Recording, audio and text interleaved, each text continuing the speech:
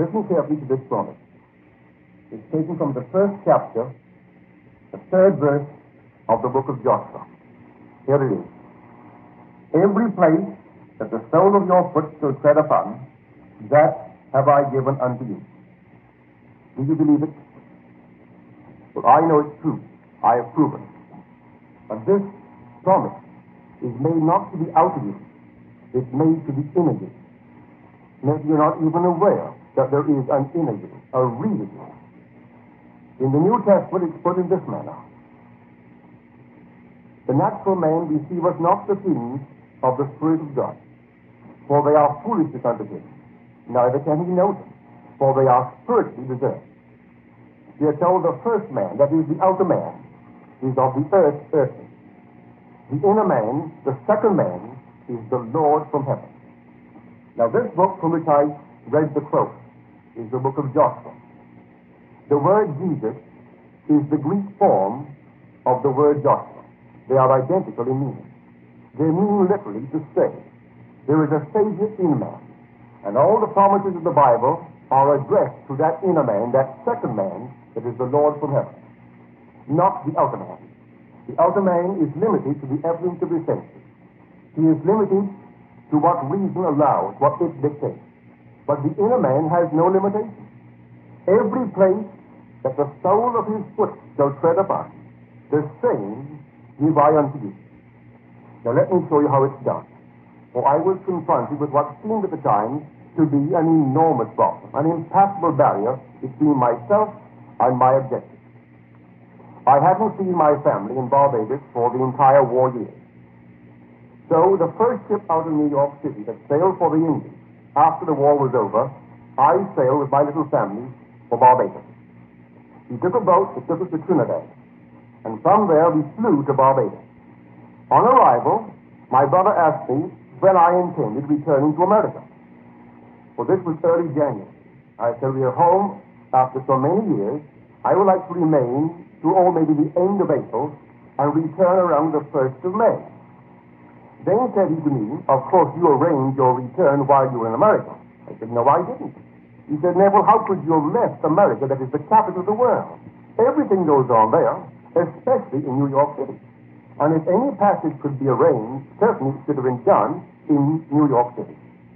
Do you realize that there are literally thousands, tens of thousands of people waiting all through the island for passage to America? And little Barbados has nothing to offer. There are only two ships that ply the waters. One sails out of Boston carrying 120 passengers, and one sails out of New York carrying only 60. And I am told that all space, all available space is already committed right through the month of September. And here it is January. Not only the space is committed, but there are actually thousands of people waiting on a waiting list. If you put your name down with your family or three, you are at the bottom of the list. It will take you years to get out of there. I didn't tell him what I'm telling you now. I didn't wish to disturb him because he didn't know or was not familiar with this technique. I made no effort to book passage. I simply put my name, yes, at the bottom of the list. But I wasn't concerned. It was January, and I am in Barbados for vacation. So I'm not really concerned and spoil my vacation about the lack of passage. I wanted to get back to New York City around the 1st of May. So this is what I did based upon this promise. At the very end of March, I saw the ship that sailed for New York, leaving the boat, leaving the bay. I had a good mental picture of what she looked like, a small one. So that day, as I returned to my hotel, after lunch, I sat in a nice easy chair in my room. And this is what I did. I knew that if the inner man could perform an action, that the outer man would be compelled to duplicate it. For whenever the action of the inner self corresponds to the action which the outer self must take to appease desire, that desire must be realized. So I made as lifelike and as living a representation as possible of what I would see and what I would do and what I would hear were I physically present on that ship. Well, I knew one thing I would have to do if I sailed. You see, in Barbados there is no deep water harbor. That is not as yet. So all passengers must take a small little ship, we call them tenders, like a little launch, and move off maybe a mile or maybe 3/4 of a mile to sea. Then your little ship is lashed alongside of the big ship, and a gangplank is lowered, and you walk up the gangplank. That's one act I would have to perform if I sailed on that boat. I could perform it as a visitor, but the emotion of someone who actually is sailing differs from the emotion of one who is only visiting, seeing a friend off. So I had to catch a sort of a mixed emotion, for it was a peculiar, sweet sadness. I was leaving a very wonderful and large family behind me that I had not seen in 6 years. Although I was returning to a home that I loved in New York City, I was happy to get back, or to be sailing, but I was sad at sailing, that sort of feeling that mixed together joy and woe. As the prophet says, joy and woe are woven fine, a garment for the soul divine. So I knew exactly what he meant, the experience of mixing these two emotions into something that was a sweet, sweet sadness. So, with my fixed in my mind what I would have to do, I'm sitting in a chair like I'm sitting here. I first induced a dreamy state. And the reason for that is this. We are told in the book of Job, in a dream, in a vision of the night, when deep sleep falleth upon men, in slumberings upon the bed, then he openeth the ears of men, and seeth their instruction.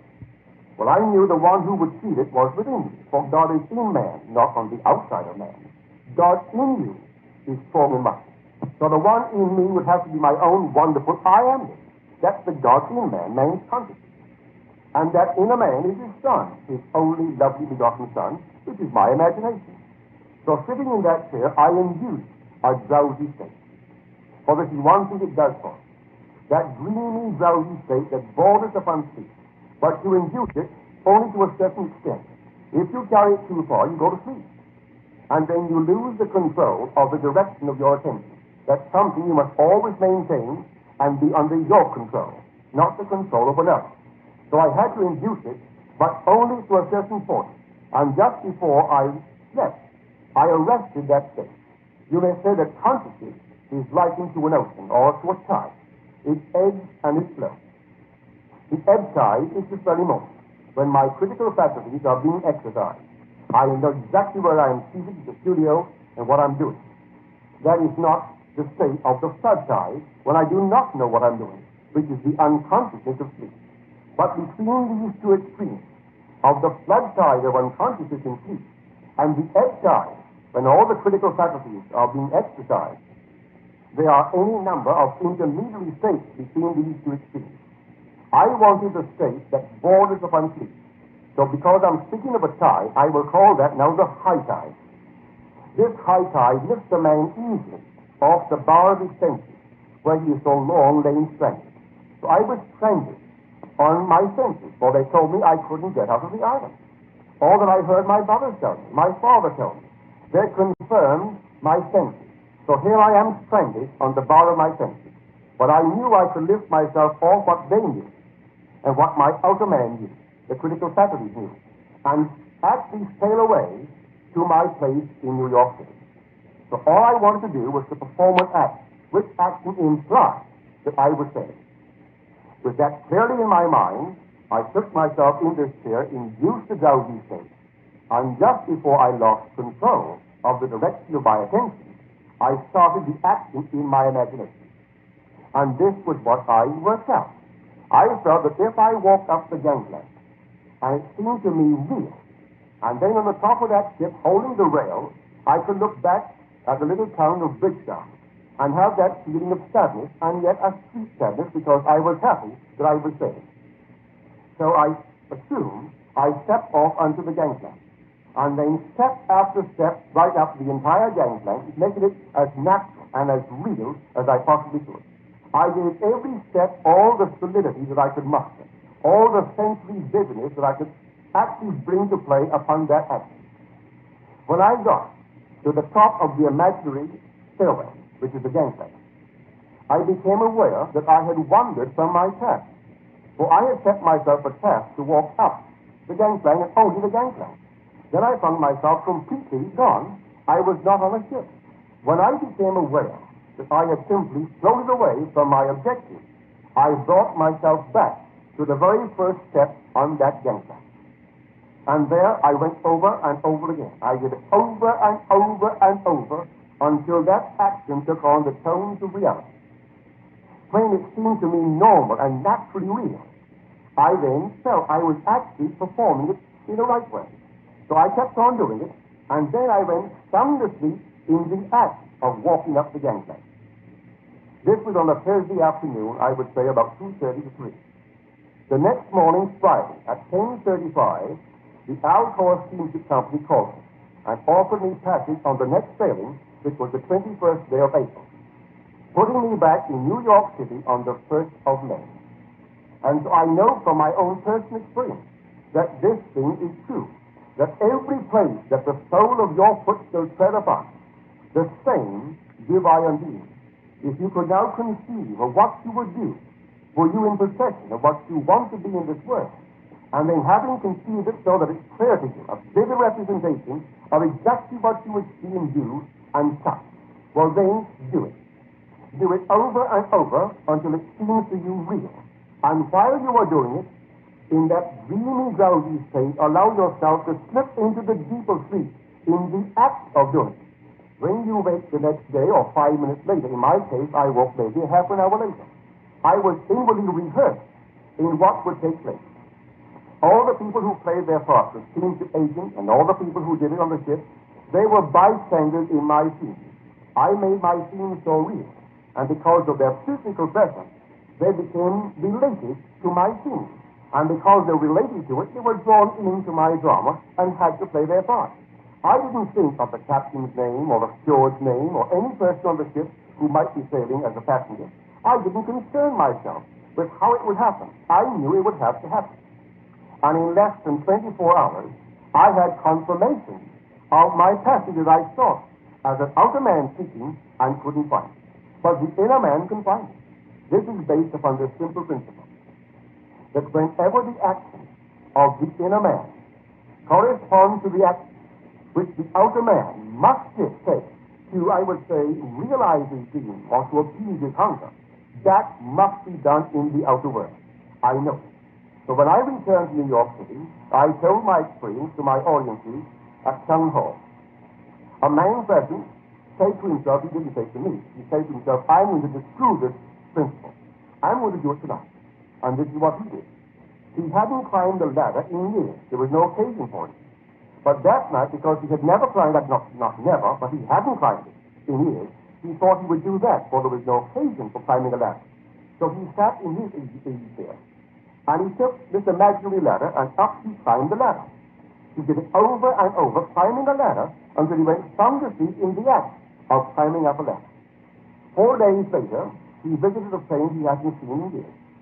And she asked him, as a gentleman, if he would mind climbing a ladder and rearranging a picture beyond her reach. He didn't realize what actually took place until he was on the very top of the ladder. And he told me afterwards. When it dawned upon him that he had proven the principle, he became so emotional he almost fell off. Now, don't you try to disprove it. Don't climb a little ladder in the hope to disprove it. You won't disprove it. Rather, put yourself into some big, noble state. Be a wonderful man, a wonderful woman. Whoever you are, dream nobly. Construct a little drama which implies the fulfillment of your dream. And then do it over and over and over and make it natural. And I promise you, wherever the sole of your foot shall tread, the same give I unto you outward. Now, after a moment from my sponsor, I'll be back with an incident by far the most interesting case history I could tell you this day. Now, as I've told you, these promises are made to the outer man, not in something that he himself must do. He doesn't do it, he hears it outward, but he must carry it to the inner man, and the inner man must do it. I told the story that you've just heard in San Francisco. A blind girl was in my audience, and she was faced with this problem. Although blind, she was earning a wonderful, wonderful income, and of all things, a typist. But they had recently changed the routing of the buses, and she found herself spending 2.5 hours one way on 3 buses. For being blind, I tell you now, when you say blind, her eyes are removed. They are little plastic eyes when you look into her eyes. Surgery removed them years and years ago. So, in her predicament, getting off one bus, she must wait and hope that someone is passing by, seeing her limitations, and help her across the street. So she cocked herself, and after 2 weeks, she could not make it in less than 2.5 hours. And in previous days, when she had only one bus to take, she made it in 15 minutes. So that night, this is what she did. She sat in her living room, and she first of all investigated what it would cost by taxi. That was completely out of the question. She thought in terms of giving up her apartment, but she had a long lease on it. Or all the things that she thought of rashly, she couldn't put into effect. She came to the conclusion that going from her place to the place of work in a car was the only solution. She couldn't afford a chauffeur, and she couldn't buy, for she was blind. But a car seemed to her the only solution. So this is what she did. Sitting in her living room in a nice easy chair, she assumed that she was seated on the front seat of a car. She felt that the person next to her was a man. She could almost feel his cleavage. Then she felt the rhythm of the car. Then she could smell the gasoline. Then she felt the car move. She felt it stop against what she thought to be a red light. Then she felt the car move on. She finally came to the end of her imaginary journey. She turned to her companion and said, "Thank you very much, sir." To which he replied, "The pleasure is all mine." She got out of that car, and then she imagined she heard the car click as she slammed in her imagination the door of the car. And then she walked up the plank, leading to her office. The next night, she did it all over again. She did it until it seemed to her she was actually on a car. She could actually see herself on a car and riding down the streets of San Francisco, stopping in front of her office building, getting out, thanking her passenger, or rather her driver, and then making her way up the ramp. The second night, right after she had done it and given it the tones of reality, her companion read her the evening paper. And there in the evening paper was the picture of a man who was interested in blind people. Having read the article, she thought she would call him. They looked his name up in the telephone directory and found his name and called him. He said if he was interested in the blind, as said in the paper, but this was no time or place to call him. If she would write him a long, detailed letter of the nature of her problem, he would take it under consideration. She sat down and wrote him a letter and explained her problem, simply a problem of transportation. Next day, when he got the letter, he simply read it and put it in his pocket. On his way home, he stopped in at a place where he stopped every day before returning to his home. And that happened to be a bar. So he stopped in at a bar. He knew the proprietor and had his little martini, whatever he had. And while he was there, he was prompted to tell the blind girl's story. Having told the story, a total stranger between the two of them, because the other one was a salesman for some liquor house, he overheard the story. And he said, "Well, I make a good living, I employ dozens under me, and I do nothing for this community. Here was a girl who not only is taking herself off the backs of taxpayers, but in her letter she states that she is training 9 other blind people to earn their own living. Here this girl, who should be supported by the taxpayers, earns her own living, and she's taught 10 others, rather 9 others, to earn their living. And I, who earn a wonderful living, I do nothing for the community. I will drive that girl to work." The man who received the letter said, "If you, a total stranger, will drive her to work, I, who am interested in the blind, and make it my job, I will then take her home." And that was a bargain. Now, that's almost 3 years ago. I saw that girl just about 6 months ago. And she told me that it is not fair 1 day or a 5-day week. 5 days a week, these gentlemen pick her up and take her to her work and take her from work home. And here's the strange part. The very first morning that she drove with one of these men, she turned to him as she got out of the car, and she said, "Thank you very much, sir." To which he replied, "The pleasure is all mine." The identical words that she in her imagination had used to make the thing seem natural were used the very first day. Now, twice she did it. On the third day, she was being driven to work. I say to you, if she can do it, and if the speaker can do it, you can do it. I have done it a number of times, and I teach others to do it. It's a simple technique. You must learn to believe in the inner man and the reality of what is to you at the moment an invisible presence. This invisible world is not really unreal. It's the most real world imaginable. And the inner man relating to it is a far more real being than the outer personality that you came to and think so much in this world. Try. These things will never fail. Whenever the action of the inner you corresponds to the action which the outer you must take to appease your desire, that desire will be realized. For this whole wonderful world of ours is nothing more than the appeasement of hunger. That's why you built it. We made it to satisfy our longing. You have some intense longing, some wonderful hunger in this world. It may be for a job. It may be an increase of income. It may be some wonderful harmonious relationship in a home that is now strained. No matter what it is, construct a little action. This action implies that your dream has been realized. Then take that action and inwardly do it over and over and over until it takes on the tones of reality. When to you it seems natural, then you may sleep. But I do believe in that sleeping during the action. In some strange way, it seems to hasten the interval between the doing and the realization of it. Of course, you don't have to sleep. But I have found some experience that if I can fall asleep while I'm performing the action which implies the fulfillment of my dream, that I quickly collapse the time. In Little Barbados, it took me less than 1 day to have passage on the ship, although the ship was not sailing for another 21 days. Still, I knew I was going to sail on that ship. I had tangible proof. I had the passage in my possession. This girl took really 2 days. Although she was driven on the third day, she really only did it 2 nights. 2 nights sitting in a living room, she assumed she was on a car. She could smell the gasoline. She took all of her senses and hallucinated them. You can hallucinate sight, smell, touch. I can take my hand now, place on this book, and assume that I am pondering something that is not here to be seen by anyone, and so lose myself in it. That to me it seems natural. If I do it until it seems natural and sleep while I'm doing, do you know it will become my possession? That's how everyone should live, and really eventually live in this world. So instead of going out and simply getting things that are not yours, or I would say killing in order to survive, you don't kill to survive in this technique. You die in order to live. You let go of the things that you've kept alive, just drop them, and you simply inwardly feel yourself into another state, and feeling yourself right into the situation of your fulfilled desire, you sleep in that state. And so you'll know the wisdom of the word. In a dream, in a vision of the night, when deep sleep falleth upon men, in slumberings upon the bed, then he openeth the ears of men, and sealeth their instruction. We are rehearsed this night in the part we're going to play when we open our eyes on this outer world.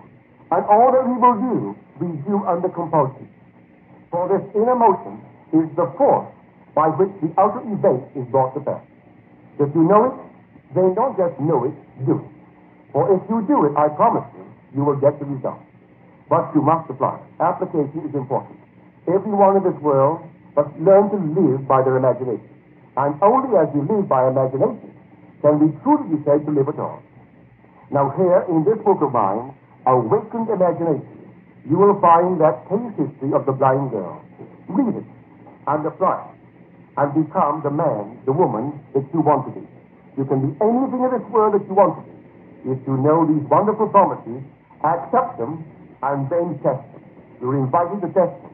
Come prove me now and see if I will not open the windows of heaven and pour you out a blessing so great there is not room on earth to receive it. You can conceive of the impossible state, impossible to the inner man. All things are possible to the inner man. Now I'll be back in just a moment with just a thought for today. Today is to remind you that every place that the sole of your foot shall tread upon has been given unto you. Goodbye, and thank you.